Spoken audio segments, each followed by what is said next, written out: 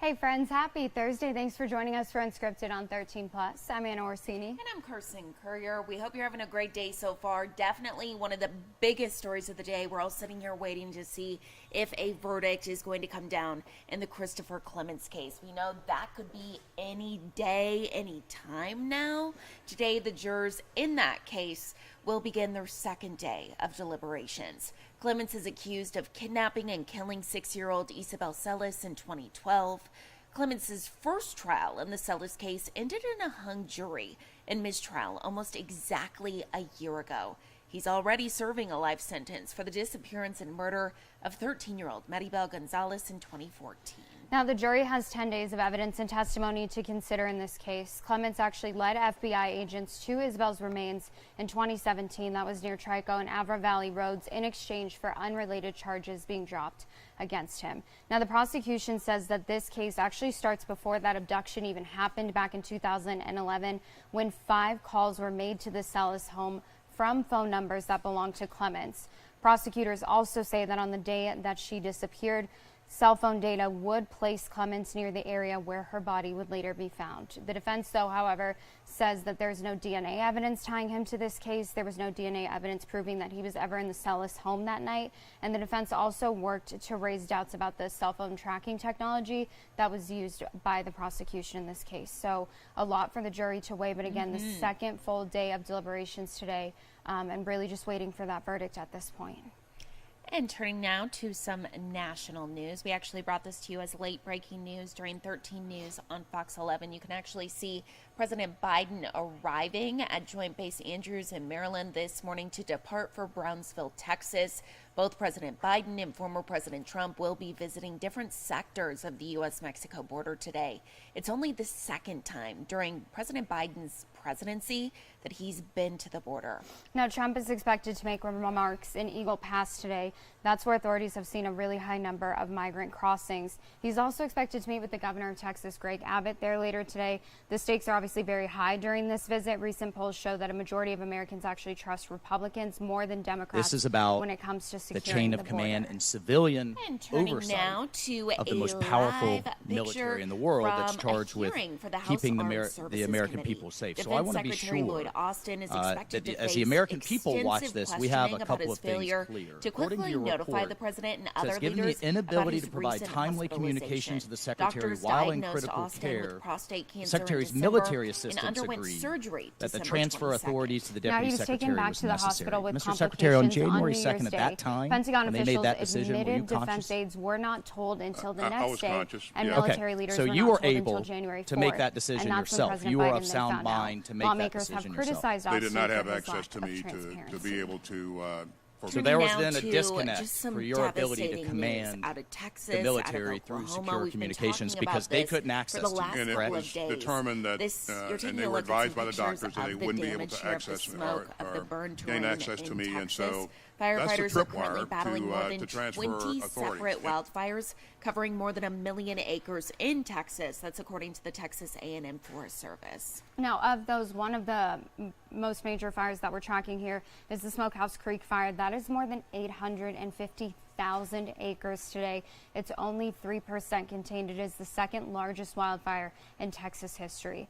We do know that one person has been confirmed dead. Family members identified her as 83-year-old Joyce Blankenship. She was a former substitute teacher, and she was found dead in her home. And looking at some of the aerial video that we're getting today, you can see what looks like homes and businesses that have been destroyed. So just really thinking about everybody in Texas today. Taking a look at our website now, we know that Texas is actually asking for our help out of Arizona to help with these wildfires. And as Anna was mentioning, we know that one person has actually died from this, has been killed, but they still have so much area and terrain to search. So this is going to be something that we are continuing to follow for quite some time. We know a representative from the Tonto National Forest says Arizona is coming up with a plan to send crews and equipment to help with these fires in Texas. But there's an important fire training this week in the East Valley where pilots from Alaska, Utah, California will be training at the Phoenix Mesa Gateway Airport. Clint Remington, who works for the Tonto National Forest Fire Service, says that fighting fires in Texas, he's actually done it, and he said it's very different than what we experience here in Arizona, since the geography there is mostly flat and there's a lot of grass, so a lot of fuel for those fires. He says that fire seasons now are actually running 70 days longer than they did about 20 years ago. Meanwhile, we know there's also fires sparking in Oklahoma. First responders have been deployed as those fires spread throughout the entire state, moving east from the Texas Panhandle. As of last night, at least 12 fires were burning, covering more than 115,000 acres in Oklahoma. The state's governor said that emergency response teams were activated there yesterday. So really just seeing a huge impact from these fires there in the Texas Panhandle up into Oklahoma, and a lot of land burning there right now. And we actually were talking about this morning how the conditions there, the weather conditions are actually better today. But the bad news is they're looking to get even drier, low humidity tomorrow, gusty winds. So we have 13 first alert forecaster Allie Potter here with us this morning. And Allie, the good news is, I guess, here at home, not dealing with any of that, but still our hearts going out to those people in Texas and Oklahoma. Exactly. And taking a live look at our radar, zooming in to give you a little bit of a closer idea, that's some relief, right? Dealing with some of the rain and heavier rainfall. In fact, of course, as you mentioned, Carson, the gusty winds are on tap as well. And then, of course, you don't want any of those lightning to make anything even bigger. Lots of grass and lots of different types of vegetation than what we deal with here at home. Now, here at home, though, we are dealing with those dry conditions. Whole different story, in fact, what it was yesterday. We saw quite the activity, didn't we? Well, how much rain did you get in your neck of the woods? Well, it depends where you live. Half an inch if you were in Oro Valley, Oral Junction, close to that in Marana, Vale, 4,700, 7-inch. Avra Valley doing great as well as Nogales, a quarter of an inch if you're at Davis-Monthan. So, yeah, it's something to celebrate. In fact, if you're a fan of the rain, you're not going to like the rest of the week. But if you like the nice temperatures, really more so on average for this time of the year, with more of those crystal clear conditions, that we're taking a live look right now at Tumamoc Hill. Really nice, in fact. But we are a little bit on the cool side. 52 if you're in Tucson, 48 for Sierra Vista and Nogales, 45 for Wilcox, 49 if you're in Safford, and 56 for our friends in Marana. As we continue with the rest of our Thursday, happy baby Friday, by the way. By 11 o'clock this morning, 60 degrees, warming up to 65 by 1. Eventually, somewhere in there, we'll reach maybe 70 degrees, 69, depending on exactly where you live, 63 by 7 o'clock, and we'll start to cool on down. So there's another storm system that we will be tracking come the weekend, but it's a little bit too north for us to see any type of rainfall from that. But what we will see are some gusty winds to go along with it. So by the weekend, 22, 23 mile per hour wind speeds. So now is the time to get your yard work all cleaned up. I know mine's a mess from the storm we received yesterday. But then we'll see some gusty winds by the weekend. 13 mile per hour wind speeds calming down, though, early next week. So really nice. Today's forecast also really nice. Lots of sunshine in the mix. 70 degrees in Tucson, 67 Nogales, 69 Green Valley, Douglas, 66 degrees with lots of sunshine for you to enjoy. That 7-day forecast, no rain in this guy, but we are going to start to warm on up tomorrow. 76 degrees, sticking with the mid-70s by your Saturday.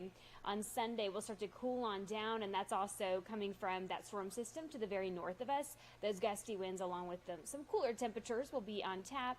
That's going to continue early next week. Wow, that looks like a perfect 7-day really nice. forecast. Yeah. It is very nice. Very boring week ahead for you. not much going on. We gotta chill out from yesterday. Yeah, so you're still recovering from know. that. Exactly. It was a lot of rain. I was shocked when I was driving, but lots of rumbles, lots of lightning, all the things. you know, sure. And it's a warmer system, right? So I'm kind of surprised that we actually got as much snow as we did in the higher elevations. So. Yeah, well, I'll get things, and now we kind of dry out for the next week or so. Exactly. Yeah, Perfect. enjoy it. Thank you, Allie. Thank you so much. Well, taking a look at today, we know that today is Leap Day, obviously something that occurs every 4 years. Sorry for the people who are born on Leap Day. I think about them every time we talk about it. I'm like, those poor people. Honestly, though, can you imagine if your birthday was like the Leap Day? actual day, only once every 4 years? I'd be like, every single year we're celebrating for a week. That's how you make it up to them, right? So actually, one of our directors, TMPs, he was talking about how his dad was born on leap day. Oh, cool. And so he said he is turning 19 today in leap years. Yeah. Because that's the amount of times he's actually had a birthday. It's like dog years. Yeah, he said it's actually really funny. So he gives them a gift that correlates with his age. So he said 19, going away to college, he's going to get him some ramen, a shower caddy, like just funny, all right? the fun stuff. And then 8 years from now, he'll turn 21. Right?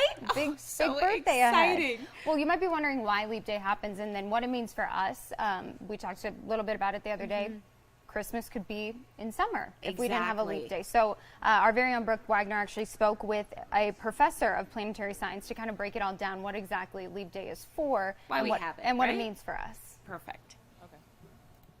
Time it takes the Earth to go all the way around the sun is not a whole number of the days. And the difference is about a quarter of a day. And so every, so if we kind of don't do, in 1 year, we accumulate a quarter day short of the number of days it takes, or the amount of time it takes the Earth to go around the sun. And so every 4 years we compensate for that by adding a day, so we catch up, so that the time it takes for the Earth to go around the sun, we come back to the same location. And speaking of Leap Day, you're taking a look at our website, KOLD.com. We actually have this very in-depth article about what would happen without a Leap Day, and it's more than what you think. It actually, I'm going to zoom down through this here. It's by the numbers for those of you folks who are like, I need to know the math. Right. I need to understand why this is happening. I'm one of those people. I have to it has to all make sense in my brain, because I think the term leap doesn't. It can be a little confusing. It can be confusing, yeah. For sure. And so what would happen without a leap day, Anna and I were already talking about this, major events would fall on different times. So the farmers plant for different seasons, and it depends on what the weather's going to be like. So it just wouldn't make sense, right? This is making sure that we're just on track. So we even have who came up with leap year all the way through what's the deal with leap year and marriage. This is actually funny. We were talking about this as well. They say more women propose to men during leap years? Yeah. Huh. Yeah, it goes back. They said that it goes back, I guess, 5th century Ireland. St. Bridget appealed to St. Patrick to offer women the chance to ask men to marry them. So it's pretty cool. It is pretty cool. Yeah. Yeah, so this article is very interesting. Very in-depth, if you've ever wondered kind of the background behind all of it, and just some of the fun facts historically that go along with Leap Day. So, very, very cool. Well, if you're looking for a way to spend your Leap Day, something very exciting coming up tonight, Cirque du Soleil Crystal. So all the Cirque du Soleil fun, all the circus and everything else that's already impressive as is, they then move it to the ice. Because why not, right? I mean, let's just add another element. Yeah, I couldn't do it, but super good cool for them. Our very own Yasmin Lopez has been there all morning talking to performers and organizers, and she has everything you need to know about whether or not you want to go to opening night. Hey guys, how's it going? Well, we are here at the TCC where Crystal Cirque du Soleil will take place. And right now, what you see is the behind the scenes. All morning we were in front, behind, getting to see what it takes to bring this show alive here in Tucson. And right now I'm joined by Richie Jojo. But was it Velasquez? Yes, Velasquez. Yep. And what is it that you do here? So I am Richie Johanny Velasquez. People know me as Jojo. And I am an extreme skater and backup juggler for Cirque du Soleil Crystal. And how did you get started with all this? I know that I've seen you juggle all morning and everything. How did you get started? Heck yeah. I started juggling last year just for fun. And the main juggler on the show took me under his wing. I guess he saw some opportunity and some drive. And it's something that I've been practicing with him. And it's one of my passions now. Well, you know what? Honestly, we were very impressed. We continue to be impressed. And would you please just take over and just show us what you got? Okay, so right now I have 5 balls. This has taken me, I would say, a solid year to learn to control the 5-ball sequence. It is something that involves a lot of focus and patience because it is something that you do a lot to perfect. Here's a few tricks I do in the show. We go under the legs. We can do some 2-ball sequences. Throw 2 here, juggle here. And it's just really about having fun. And that's what I love about juggling. It always puts a smile on my face. Honestly, that's super impressive. I know that we worked on just like a one ball trick earlier, and then we went to 2. I might just go to 3. I don't know, but you'll have to see. I might, join them later tonight. Maybe he'll take me under his wing, and then I'll learn how to juggle. But for now, we will send things back to you live here at the TCC. I'm Yasmin Lopez. Back to you.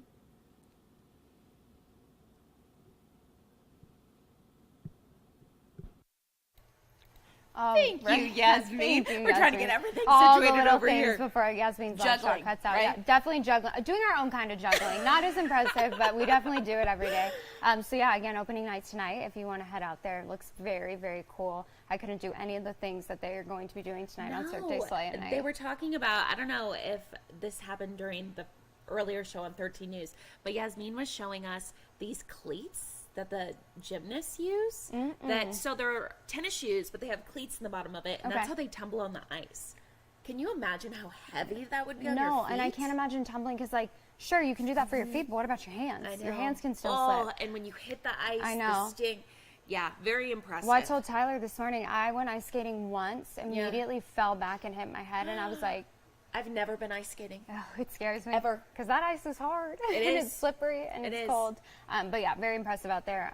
So again, opening night tonight, if you want to get out there and see all the impressive things that me and Carson could never do. I know, honestly. Don't we have some details posted on our website for if you're interested, if you want to buy a ticket, if you want to just figure out when those show times are, all the information you need to know. Up on KOLD.com. And something else that's up there, a story that you can check out. A combat medic who was reunited with his dog, Denver. I love that name. After spending nearly a year separated. All right, so we're going to see if this will actually play. Stay tuned, because sometimes it doesn't work. And if it doesn't work, we can just imagine what this would be like. Or you can go to the website and watch along with us. That's better. That's better. Oh, my goodness.